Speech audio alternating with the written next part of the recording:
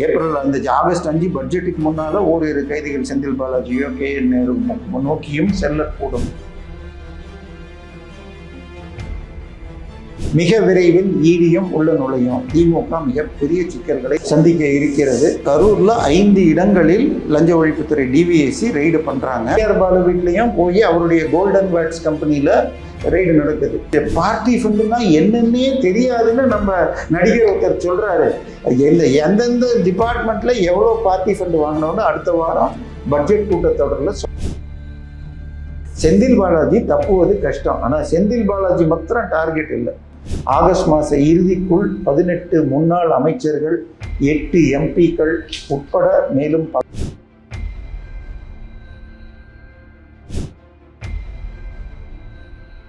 iPlus TV, India's #1 QLED TV, crystal clear picture quality with 3-year replacement warranty, smart voice, smart entertainment. 4ஆம் தூண் நேயர்கள் அனைவருக்கும் வணக்கம். இன்று நம் நிகழ்ச்சியின் சிறப்பு விருந்தினர் அரசியல் விமர்சகர் திரு தேவப்பிரியா அவர்கள் இணைந்துள்ளார். வணக்கம் சார். வணக்கம். செந்தில் பாலாஜி அவர்கள் வழக்கு இந்த நாடகத்தில் தொடரும்ன்ற மாதிரி தொடர்ந்துட்டே இருக்கு. டெய்லியும் ஏதாச்சும் ஒரு அப்டேட் பிரேக்கிங்கில் செந்தில் பாலாஜி அவர்கள் வராரு. இன்னைக்கு லஞ்ச ஒழிப்புத்துறை அவர் மேலே வழக்கும் போட்டிருக்கு. என்ன வழக்கு, எதற்கான வழக்கு, பின்னணி என்ன? இன்னைக்கு கரூரில் 5 இடங்களில் லஞ்ச ஒழிப்புத்துறை DVAC ரெய்டு பண்ணுறாங்க. அவருடைய பழைய வீடு, அவருடைய நண்பர்கள், அதாவது கார்த்தி, சக்தி மெஸ்ஸு, கரூர் மெஸ்ஸும்பாங்க. இந்த 2 பேருமே அந்த கைதான 15 பேரில் இருந்தாங்க. அவங்களுக்கு 2 பேருக்கு நேற்றுக்கு பெயில் கிடச்சிருக்கு. பெயில் பாண்டை கொடுத்து வெளியில் வந்தாங்களான்னு தெரியல. ஆனால் அதை தடுக்கிறதுக்காக என்னன்னு தெரியல. இன்னும் சொல்ல போனால் நீங்கள் சொன்ன மாதிரி 15 நாளைக்கு முன்னாடி தினம் போய் ட்ரிப்ளிகேன் ஸ்டேஷனில் காலையிலையும் மாலையிலையும் கையெழுத்து போடணும்னு கிட்டத்தட்ட 9ஆம் தேதி தீர்ப்பு வந்துச்சு. ஆனால் 24ஆம் தேதி வரைக்கும் இவர் போல. நேற்று 27ஆம் தேதி நம்ம கோர்ட்டு நீ அவர் ரிலீஃப் கேட்டப்போ அதெல்லாம் கேட்காத, முதல்ல கையெழுத்து போடுன்னு கேட்டு போட்டார். அவர் போட்டார். அதுக்கப்புறம் நேற்றுலேருந்து தான் திரு அசோக்குமார் அவருடைய தம்பி போடுறாங்க. சரி, இந்த திமுக இன்னைக்கு வரைக்கும் நம்ம தோத்துட்டோம், நம்ம ஆட்சி குப்பைன்னு மக்களுக்கு தெரிஞ்சு போச்சுங்கிறத மனசில் ஏற்றுக்காமல் கடந்த 5 ஆண்டுகளில் தமிழ்நாட்டில் தேனாலும் பாலாரும் ஓடிச்சு, ஏன் தோத்தோன்னு தெரியாமல் முழிக்கிறதாக அவங்க பேசுகிறாங்க. ஸோ ஆனால் இதுக்குள்ளே விஜய் என்ன பண்ணிட்டாரு? ஏற்கனவே டாஸ்மாகில் தமிழக அரசு சார்பாக சுப்ரீம் கோர்ட்டில் போட்டிருந்த பெட்டிஷனை வித்ட்ரா பண்ணிட்டார். அப்படின்னு சொன்னால் உதயநிதியுடைய நண்பர்கள், நெருங்கிய தம்பிசார்கள் ரத்தீஷ், ஆகாஷ் பாஸ்கர் போன்றவர்களை ரெய்டு பண்ணலாம். ஏற்கனவே உதயநிதியுடைய வலது கையான சிற்றரசு பேரில் வழக்கு இருக்குது. உதயநிதி ரசிகர் மன்ற தலைவர் 100 கோடி ரூபாய் லஞ்சம் வாங்கினார்னு அவருடைய அன்பு நண்பர் இவர் அரசகுமார் குண்டா சட்டத்தில் உள்ளே இருக்கார்.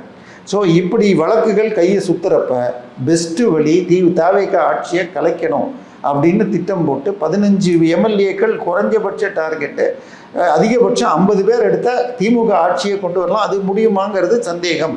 பட் 15 பேரை எடுக்கணும்னு சொல்லி திட்டம் போட்டு அதற்கு லயோலா கல்லூரி முன்னாள் மாணவர்கள் அமைப்புன்னு வச்சுருந்த IPDS திருநாவுக்கரசு பிடிச்சி ஆரம்பித்து ஒரு 8 MLAக்களுக்கு 3.5 கோடி, 35 கோடியிலேருந்து 50 கோடி வரைக்கும் பேசி டோக்கன் அட்வான்ஸும் கொடுத்துட்டாங்களாம் 8 பேருக்கு.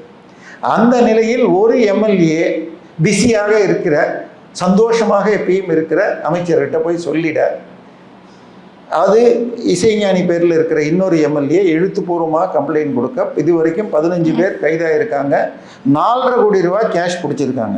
நீங்களும் நானும் வீட்டில் 10,000 ரூபா வரைக்கும் தான் வைக்கலாம். அதுக்கு ஒரு கம்பெனின்னா 50,000 ரூபா தான் வைக்கலாம். அதுக்கு மேலே வச்சுருந்தா பக்கா கணக்கு, அதிகபட்சம் 2 நாள் 4 நாள் வைக்கணும், பேங்க்கில் போடணும். 4.5 கோடி கேஷ் பிடிச்சிருக்காங்கன்னாலே சாதாரண விஷயம். நானும் நீங்களும் வீடு வாங்குறதுக்கு பணம் சேர்க்கணும்னாலே கூட அங்கேயும் இங்கேயும் பீராஞ்சி நகையை அடகு வச்சாலே 20-10 லட்சம் கூட சேர்க்க முடியாது. ஆனால் இவருக்கு பார்த்தீங்கன்னா இப்போ 41 இடத்துல DVAC ரைடு போயிருக்காரு. இன்னைக்கு இல்லை, இவருக்கு மட்டும் இல்லாமல் இன்னைக்கு அதே நேரத்தில் செந்தில் பாலாஜின்னு சொன்னாலே, நம்ம கருணாநிதி சாரை சொன்னால், இப்போ பழைய காலத்தில் அடிக்கடி அந்த ஒரு பழைய வீடியோ ஒன்று வைப்பாங்க, என்னை தூக்கி கடலில் போட்டாலும் நாம் கட்டுமரமாக உங்களுக்கு உதவுவேன். அதனால அவருக்கே கட்டுமரம்னு வச்சாங்க. ஆனால் கடலில் தூக்கி போட வேண்டாம், ஏன் உங்களை பத்திரமா வைக்கிறோம், வாங்க ஐயா ஜெயிலுக்குன்னு சொன்னால் உடனே சன் டிவிக்கு கூப்பிட்டு கொள்றாங்களேன்னு ஒரு ட்ராமா பண்ணார். அதே மாதிரி செந்தில் பாலாஜியை கைது பண்ணால் நெஞ்சு வலிக்குதேன்னு சொல்லி ட்ராமா மாத்திரம் இல்லாமல் நம்ம TR பாலு அலுவலகம் தான் சொன்னார், அவர் பேண்ட்டில் லீக் பண்ணிட்டாருன்னு. சரியா? ஸோ அவ்வளோ வீரமானவர் இன்னைக்கு பேட்டி கொடுத்துருக்கார். நான் டிவிஎஸ்சிக்கு எந்த ஒத்துழைப்பும் கொடுப்பேன், நீங்கள் கொடுக்கலன்னா கைது பண்ணிட்டு போயிடுவாங்க.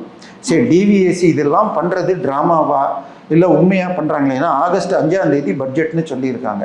அப்படின்னு சொன்னால் வருகிற திங்கள் செவ்வாயில் 2-3ஆம் தேதி வாக்கில் சட்டமன்றம் கூடும். அதுக்கு முன்னால் ஏதாவது ஒரு கைதுக்காக பண்ணுறாங்களான்னு எனக்கு ஒரு டவுட் இருக்குது. செந்தில் பாலாஜி பேரில் கை வைக்கணும்னா நீங்கள் சொன்ன மாதிரி எத்தனையோ வழக்குகள் இருக்குது. முதலாவது வழக்கு அதிமுக காலத்தில் கேஷ் ஃபார் ஜாப், அதன் பிறகு டிரான்ஸ்ஃபார்மர் வழக்கு, அதன் பிறகு நிலக்கரி ஊழல், அதன் பிறகு இப்போ நம்ம என்னமா நீங்கள் தமிழ்நாட்டிலேயே பெரிய ஹாஸ்பிட்டல்லாம் என்ன குரூப் சொல்லுவீங்க? அப்போலோ குரூப்னா ஃபேமஸ். அவங்களுக்கு ஒரு பவர் பிளான்ட் இருக்குது. ஒரு யூனிட் கூட கரண்ட் சப்ளை பண்ணாமல் 453 கோடி ரூபாயை அவங்க குரூப்புக்கு கொடுத்துருக்காங்க செந்தில் பாலாஜி ஒரு அக்ரிமெண்ட் பேரில். அது வழக்கில் போய் கண்டிப்பாக தமிழக அரசு ஜெயிச்சிருக்க முடியும். ஏதோ ஒரு டீலில் நாகப்பட்டினத்தில் இருக்கிற அந்த கம்பெனிக்கு செந்தில் பாலாஜி காலத்தில் தமிழ்நாடு டான்ஜெட்கோ சார்பாக 450 கோடி கொடுத்துருக்காங்க. ஸோ இப்படி பல வழக்குகள் இருக்குது. இவ்வளோ தூரம் வேணாமா? நம்ம ஆஃபீஸு 2வது ஃப்ளோரில் கஷ்டப்பட்டு படியேறி வந்தால் ஒரு 650 ஸ்கொயர் ஃபீட் இருக்குது. சரியா? ஒரு கிரவுண்டுன்னா 2400 சதுரடி. ஆனால் செந்தில் பாலாஜி ஐயா கொஞ்சம் ஏழை. அதனால கரூர் திருச்சி பைபாஸில் குடும்பத்தோட கூட்டு குடும்பம், நம்மளாம் தனித்தனியாக இருக்கிறோம். அம்மா அப்பா இல்லை ஒய்ஃப் தான் இருக்குது. நம்ம இன்றைக்கெல்லாம் 2 பேர் 4 பேர். அவர் கூட்டு குடும்பம் ஆளணும்னு ஒரு சின்ன குடிசை, ஒரு 2.8 ஏக்கர், ஒரு 1,10,000 சதுரடி அடிமனை. அது எப்படி வாங்கினார்னா அதுலேயுமே ஒரு விசேஷம் இருக்கும். அது திருச்சி பைபாஸில் இந்த பக்கம் இன்னொருத்தர் நிலம், இந்த பக்கம் நடுவில் இருக்கிறது அவர் தம்பி மாமியார் பேரில் வாங்கின இடம். இந்த இடம்லாம் ஸ்கொயர் ஃபீட்டு ரேட்டில் இருக்குது. இது மாத்திரம் இது விவசாய நிலம்னு ஏக்கரில் இருக்குது. இந்த நிலத்தை வச்சு விற்றாங்க பாருங்க. அவங்க ஒரு 30 கோடி தான் கடன் வாங்கியிருந்தாங்க. 30 கோடி கடன் வாங்கணும்னா அந்த நிலத்தோட மதிப்பு பேங்க் படி 75 கோடி இருக்கணும். ஆனால் இவங்க மாமியார் எவ்வளோ வாங்கினாங்க தெரியுமா? வெறும் 10,80,000 ரூபாய்க்கு. அதை வாங்கின உடனே அவங்க மகளுக்கு, அதாவது செந்தில் பாலாஜியுடைய மனைவிக்கு, தம்பி மனைவிக்கு செட்டில்மெண்ட் பண்ணிடுறாங்க மகளுக்குன்னு. அதுக்கப்புறம் அதில் ரொம்ப சின்ன வீடு ஒன்று 350 கோடிக்கு கட்டியதாக பல ஃபோட்டோக்கள் வந்துச்சு.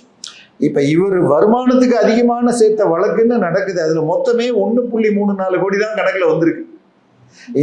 இந்த வீட்டில் அவர் டாக்ஸே 75 கோடி ப்ராப்பர்ட்டை 10 லட்சத்துக்கு வாங்கியிருக்காருன்னா 7.5 கோடி டாக்ஸே அவாய்ட் பண்ணியிருக்காருன்னு அர்த்தம். ஆனால் இப்போ இத்தனை இடத்துல சோதனை போயிருக்கு. எதற்காக? டாஸ்மாக் ஊழலுக்காக இந்த சோதனை எல்லாம் நடக்கிறதா சொல்றாங்க. ஆனால் இப்போ எதை தேடி இந்த ரைடு ஆனது நடந்துட்டு இருக்கு சார்? என்ன முதல்ல ரைடு போறதுக்கு அவங்களுக்கு தான் தெரியும் என்ன இன்ஃபர்மேஷன் இருக்குன்னு. பட் செந்தில் பாலாஜி பேர்ல வழக்கு போடணும்னா புதுசா போடவே வேணாம். ஏற்கனவே அந்த கேஷ் ஃபார் ஜாப் ஸ்கேம்ல 458 நாள் இருந்தார். அதுல 3-4 வேலைக்கு அவர் எடுக்க பார்த்தார். ஒரு வேலை 30,000 to 50,000 ரூபா வாங்கிக்கிட்டு பணிமனையில் உதவியாளர்கள்னு சொல்லி போட்டார். அதன் பிறகு டிரைவர் கண்டக்டர்னு 1 லட்சம் ரூபான்னு ஒரு 500 பேர்கிட்ட, அதன் பிறகு ஒரு 20 பேர்ட்டையோ என்னமோ 10 லட்ச ரூபாயிலேருந்து 13 லட்ச ரூபான்னு சொல்லி ஜேஇஐ போஸ்ட்டுக்கு வாங்கினார். அப்போ அந்த ஜேஇஐ போஸ்ட்டை தனியாக பிரித்து 15 நாள் வழக்கு நடத்தினாலே அவர் குறைஞ்சபட்சம் 7-8 வருஷம் உள்ள தள்ள முடியும். ஆனால் இவங்க என்ன பண்ணிட்டாங்க, 2000 பேர் அந்த டிரைவர் கண்டக்டருக்கு போட்டவங்களை எல்லாரையும் அக்யூஸ்டாக சேர்த்து ஒரு 750 விட்னஸை போட்டாங்க. நம்ம இந்திய சட்டம் என்ன சொல்லுதுன்னா, ஒரு கேஸில் அக்யூஸ்டு விட்னஸ் எல்லாரையும் ஒரே ஹாலில் வச்சு நீதிபதி கேட்பார், இந்த குற்றம் சொல்லப்பட்டுள்ளது, நீங்கள் ஒத்துக்கொள்கிறீர்களா இல்லையா? இல்லை சார் நான் தப்பு பண்ணலன்னு சொல்லுவாங்க. இதை கேட்கறதுக்கு அந்த 2000-3000 பேரை வைக்கிறதுக்கு தமிழ் போல இந்தியாவில் எங்கேயுமே கோர்ட்டு கிடையாது. மோஸ்ட்லி அப்படி வைக்கணும்னா கல்கத்தாவில் இருக்கிற கிரிக்கெட் மைதானம் ஈடன் கார்டனில் வச்சா தான் ஓரளவு கேட்குற மாதிரி பண்ணணும். இப்படி வழக்கை நடத்தினா 150 வருஷம் ஆகும்னு கோர்ட்லேயே சொல்லியிருக்காங்க. ஸோ இதை 3 வழக்கை தனியாக ஜேஇஐ போஸ்ட் மாத்திரமே பிரித்தா ஒரு 3 மாதத்துல முடிக்க முடியும். ஸோ விஜய் அவர்கள் உண்மையாக வழக்கை நடத்தணும்னு பார்க்கணும். ஏன்னா விஜய் இப்போ ஆட்சிக்கு வரதுக்கு முன்னாடி 2016-21 காலத்தில் ஜெயலலிதா மரணத்துக்கு இபிஎஸ் ஆட்சியை பற்றி ஸ்டாலின் என்ன சொன்னார், இங்கிலீஷில் வேற சொன்னார், கலெக்ஷன், கமிஷன், கரப்ஷன் அப்படின்னாரு. நாங்கள் வந்தால் இதையெல்லாம் செய்த தங்கமணி, வேலுமணி, ரங்கமணி, குங்குமணி எல்லா மணியும் உள்ள தள்ளி அந்த பணத்தை ரெக்கவர் பண்ணுவோன்னு ஏதாவது ரெக்கவர் பண்ணாரா? அவர் ரெக்கவர் பண்ணலன்னா மக்கள் என்ன பண்ணாங்க, திமுகவை கொத்து பரோட்டா போட்டாங்க. ஸோ திமுகவை குளத்தூரில் கொத்து பரோட்டா போட்ட மக்களுக்கு பெரம்பூர்லேயும் போடுறதுக்கு தெரியும். ஸோ விஜய் சார் இந்த ரெய்டை மாத்திரம் பண்ணாமல் வழக்குகளை வேகமாக போட்டு செய்யணும். அடுத்தது இன்றைக்கே டிஆர் பாலு வீட்லேயும் போய் அவருடைய கோல்டன் பேட்ஸ் கம்பெனியில் ரெய்டு நடக்குது.